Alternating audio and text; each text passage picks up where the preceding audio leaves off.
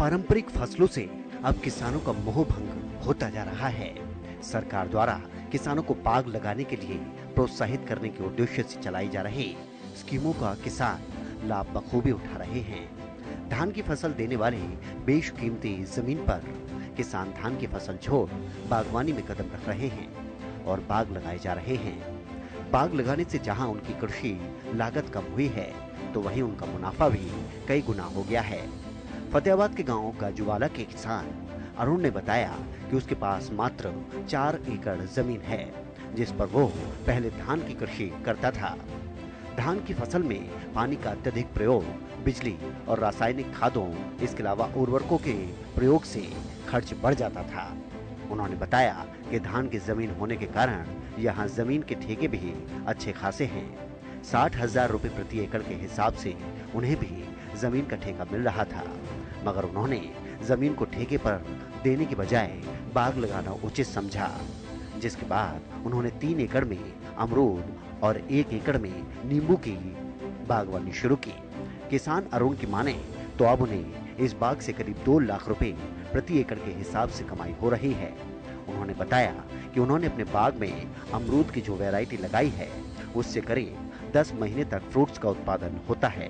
वहीं नींबू भी अच्छी किस्म का होने के कारण उन्हें अच्छा मुनाफा दे जाता है। अब किसान हैं, बताएं क्या नाम है आपका? अरुण कुमार है जी। अरुण जी, ये बताएं कि ये आपने जो बाग लगाया हुआ है, क्या सोच कर बाग लगाया था आपने? ये सोच कर लगाया था जी, इब जो जमीन तो 4 एकड़ है जी। भाई इसको मान ले इसमें ज़्यादा से ज़्यादा इनकम हो, इसलिए बाग की ओर वो कराया था जी। तो अब आपको इन 4 एकड़ में क्या क्या कितनी मतलब अगर आप ठेके पे देते हैं तो कितनी फसल कितने पैसे मिलते थे, अब कितने पैसे मिल रहे हैं? ये है जी हमारा मान ले जीरी का एरिया है जी, 60,000 रुपये ठेका है जी ज़मीन का। अगर हम बाग ही ठेका पे देंगे जी 2 लाख का बिक जाएगा जी, 1 किला 1 एकड़। तो आपको अब 1 एकड़ में 2 लाख रुपए इनकम हो रही है। हाँ जी। तो क्या क्या बाग लगा रखे हैं आपने? हमारे जी 3 किले तो अमरूद के जी, 3 एकड़ तो 1 एकड़ में नींबू। किसान अरुण ने बताया कि बाग लगाने के लिए सरकार और बागवानी विभाग द्वारा उनकी खूब मदद की गई। उन्हें बाग में पौधे लगाने के लिए पौधे उपलब्ध करवाए गए, वाटर टैंक के लिए सब्सिडी भी मिली। यहाँ तक कि बाग में ड्रिप इरिगेशन सिस्टम लगाने के लिए भी विभाग द्वारा आर्थिक मदद की गई। उन्होंने बताया कि वो अपने बाग में अत्याधुनिक कृषि यंत्रों का प्रयोग कर रहे हैं, उसके लिए भी सरकार द्वारा आर्थिक मदद की गई। अरुण की माने तो वो पारंपरिक फसलों के बजाय बागवानी को अधिक मुनाफे का सौदा मानते हैं, क्योंकि इसमें आम फसलों की बजाय कम मेहनत और कम खर्च होता है, जबकि मुनाफा ज्यादा मिलता है। तो सरकार की ओर से भी कोई सहायता मिल रही है, आपको मिलती है? हाँ जी, सरकार इसके लिए जो शुरुआत में अगर हम पेड़े लगावा हाँ तो उस टाइम लग गए जी, 3 साल में हमें 50,000 रुपये देती है जी बाग लगाने के 1 एकड़ के जी। और जो भी यंत्र है, जो कृषि यंत्र है, इनमें भी सब्सिडी देवे जी। अगर 2.5 किले अगर हम लगावा हाँ जी, इसके लिए वाटर टैंक का भी प्रबंध करती है, ड्रिप देवे जी। और सब्जी अगर इसके अंदर हम सब्जी लगावा तो शुरुआत में सब्जी के लिए भी अनुदान देवे जी, ड्रिप का सिस्टम करा है जी। तो ये ड्रिप का जो आपने ये बनाया हुआ है, ड्रिप सिस्टम बनाया हुआ है जी, इसका पूरा का पूरा सरकार द्वारा दिया है या आपने भी लगाया था कुछ पैसे? नहीं जी, सरकार देती है जी। पूरा ड्रिप सिस्टम सरकार देती है आपको? हाँ जी, तकरीबन 75% गवर्नमेंट देती है, तो 25% सरकार को किसान क्या कहना चाहेंगे सरकार?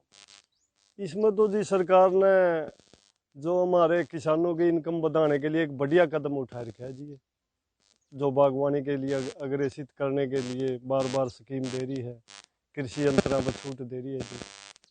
तो क्या लगता है आपको, एक आधुनिक यंत्र से आप खेती कर रहे हैं, हाँ जी। अभी आपने दिखाया भी है कि छोटा मिनी ट्रैक्टर, हाँ जी, कि उससे कोई बचत हो रही है आपको?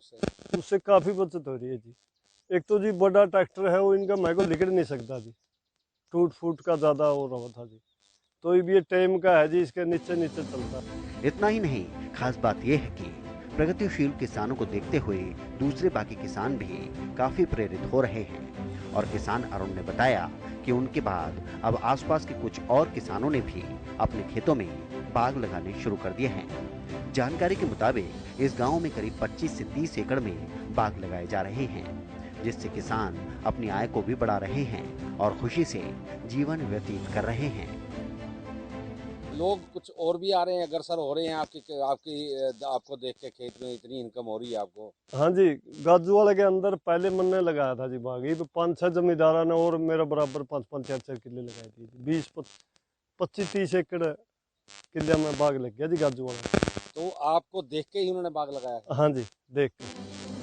सोनीपत के सफल किसान प्रवीण कुमार से भी मिलिए। उन्होंने मशरूम की खेती में बड़ी सफलता हासिल की है और एक मिसाल पेश की है। उन्होंने बताया कि उनके पास 5 एकड़ जमीन है।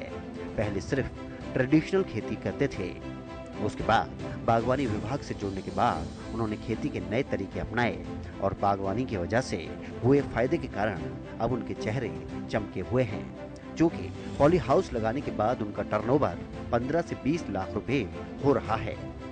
किसी भी तरह की समस्या का समाधान करने के लिए डिपार्टमेंट भी हमेशा तैयार रहता है। मेरा नाम प्रवीण कुमार है। मेरा गांव मनोली, जिला सोनीपत का रहने वाला हूँ। मेरे पास 5 एकड़ ज़मीन है। पहले ट्रेडिशनल खेती थी, फिर हॉर्टिकल्चर डिपार्टमेंट से जुड़े तो पहले 5 एकड़ का किसान था, इकट्ठे भी थे, लेकिन मेरा साल भर का टर्नओवर 1 लाख हुए गिरा था। और जब पॉली हाउस लगाए तो उस टाइम 15-20 लाख 30 लाख तक भी हो जाता था।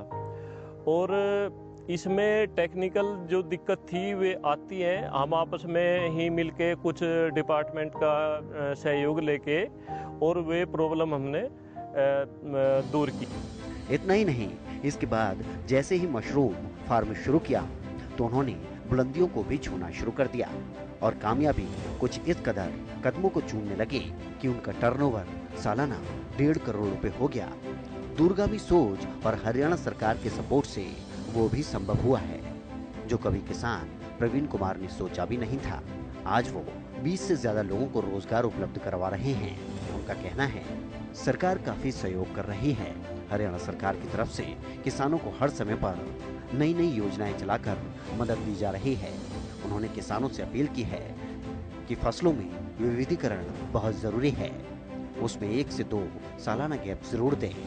इसके बाद जैसे मशरूम फार्म शुरू किया तो उसके बाद मैं करीब 1.5 करोड़ के आसपास मेरा टर्नओवर साल भर में होता है। और मेरे 15 से 20 आदमी, 20-25 आदमी पूरे 12 के 12 महीने मैं काम देता हूँ उन्हें। हरियाणा में बहुत अच्छा योगदान है। आप इतनी स्कीम में, आप हॉर्टिकल्चर में, बागवानी में और एग्रीकल्चर में किसी भी उसमें चले जाओ, आपको हर जगह आपको सहायता मिलेगी। बाकी किसान भाई एक ही फसल को बार बार रिपीट करेंगे तो जमीन में जो भी खनिज तत्व हैं वे एक ही फसल उठाई जाएगी, और कुछ जब यूज नहीं करेंगे तो वे अधिक हो जाएंगे, तो इम्बैलेंस हो जाएंगे, तो वो धरती जो है वो उत्पादन कम कर देती है। तो मेरा किसान भाइयों से यही निवेदन है कि आप कोई भी फसल करो, एक तो विविधीकरण जरूरी है। साल में 2 फसल ले तो कोई भी रिपीट फसल ना करें, उसमें 1-2 साल का गैप जरूर दें। मैं हरियाणा के हॉर्टिकल्चर विभाग को और मुख्यमंत्री को जो इतनी अच्छी योजना क्रियान्वयन करते हैं, कृषि मंत्री, सभी को धन्यवाद करता हूं कि वे और अच्छे से किसानों का भावना को देखते हैं, उनके भले के लिए और अच्छी योजना लेके आए। बागवानी विभाग की मदद से प्रदेश के लाखों किसान सुखी से अपना जीवन व्यतीत कर रहे हैं। साथ ही बाकी किसानों से भी बागवानी अपनाने की अपील की जा रही है, क्योंकि इसमें पानी की बहुत ज्यादा बचत होती है। जल संरक्षण के साथ साथ प्रदेश के लोगों को जागरूक भी किया जाता रहा है। जी तोड़ मेहनत करके खेती में अपने नाम का डंका बजाने वाले किसानों को हरियाणा सरकार सम्मानित भी करती है। जानकारी के मुताबिक मुख्यमंत्री प्रगतिशील किसान सम्मान योजना 2022 के तहत प्रगतिशील किसानों को जैविक खेती, पानी की बचत, फसल अवशेष प्रबंधन, नई तकनीक, टिकाऊ कृषि, एकीकृत कृषि प्रणालियों के जरिए बेहतर प्रदर्शन करने पर 70 से 75 लाख रुपए की धनराशि सम्मान के रूप में तय है। हरियाणा के किसान अब सरकारी योजनाओं का लाभ उठाकर प्रगतिशील किसान बनने की तरफ कदम बढ़ा रहे हैं।